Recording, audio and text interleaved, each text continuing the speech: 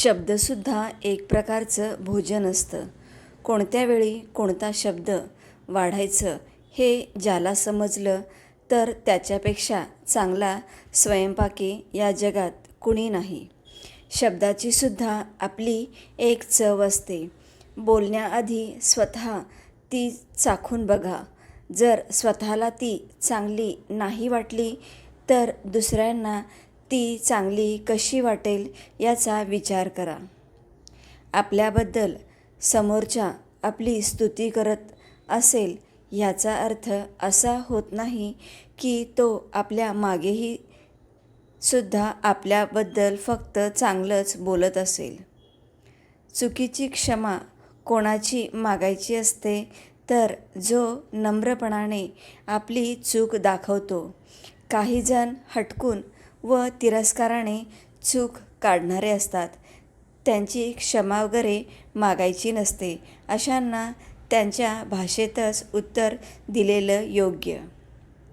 काही लोकांना वेळीच जाणीव करून देणं गरजेचं असतं की मस्करी करणं आणि एखाद्याचं मन दुखावणं यात फरक असतो. आयुष्याचा मार्ग निवडताना आईवडिलांचं मत नक्की घ्या, कारण जेवढं तुमचं वय नसतं तेवढा त्यांचा अनुभव असतो.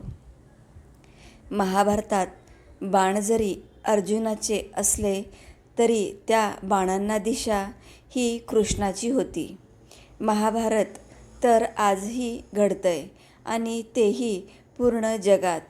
पण अर्जुन आणि कृष्ण नसलेल्या या नव्या महाभारतात दोन्ही बाजूंनी एकमेकांशी युद्ध कौरवच करताहेत. चांगला स्वभाव हा गणितातल्या शून्यासारखा असतो. ज्याच्या सोबत असतो त्याची किंमत नेहमीच जास्त असते. हसण्याची इच्छा नसली तरी हसावेच लागते. कसे आहे विचारले तर मजेत म्हणावेच लागते. जीवन एक रंगमंच आहे. इथे प्रत्येकाला नाटक करावेच लागते. आपल्याला किती लोक ओळखतात याला महत्त्व नाही, तर ते आपल्याला का ओळखतात याला महत्त्व आहे. वेळ हा फुकट आहे पण अमूल्य आहे. तो विकत नाही घेता येत पण मिळवता येतो. तो जपून नाही ठेवता येत, घालवता येतो. साठवता नाही येत पण जगता येतो. एकदा जर गमावला तर पुन्हा नाही मिळवता येत. म्हणून प्रत्येक क्षण जगा.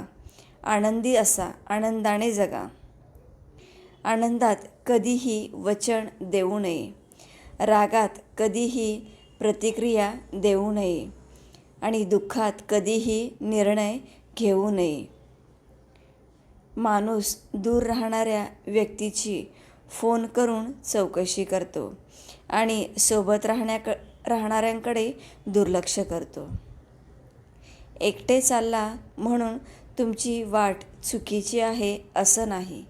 कदाचित तुम्ही निवडलेल्या वाटेवरून उद्या जग चालू लागेल. पोटात गेलेले विष हे फक्त एका माणसाला मारते, पण कानात गेलेले विष हजारो नाते संपवून टाकते. म्हणून दुसऱ्याच्या सांगण्यावर विश्वास ठेवण्यापेक्षा स्वतःच्या पाहण्यावर विश्वास ठेवा. सायकल चालवून थकल्यावर मोटरसायकल घेतात. मोटरसायकलमुळे पाठ दुखायला वर कार घेतात.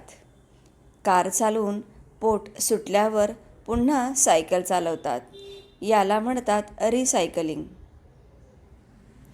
आयुष्याचं सुख कशात आहे माहीत नाही, पण चेहऱ्याचा भाव नेहमी समाधानी असायला हवा.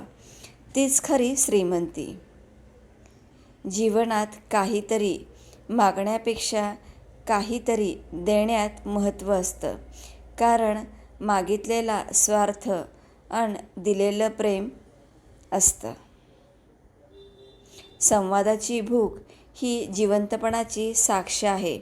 माणूस आणि जनावर ह्यात हाच फरक आहे. शब्दांचा शोध हा तेवढ्यासाठीच अणूच्या शोधापेक्षा महान शोध आहे.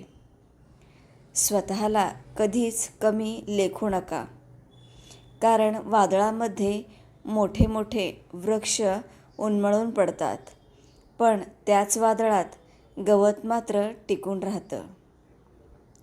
ज्या दिवशी तुम्ही तुमचं आयुष्य मनमोकळेपणाने जगलात तोच दिवस तुमचा आहे. बाकी तर फक्त कॅलेंडरच्या तारखा आहेत. नदीमध्ये पडल्यामुळे कधी जीव जात नाही. जीव तेव्हाच जातो जेव्हा पोहता येत नाही.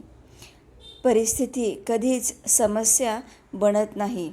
समस्या तेव्हाच बनते जेव्हा आपल्याला परिस्थिती हाताळता येत नाही. श्री स्वामी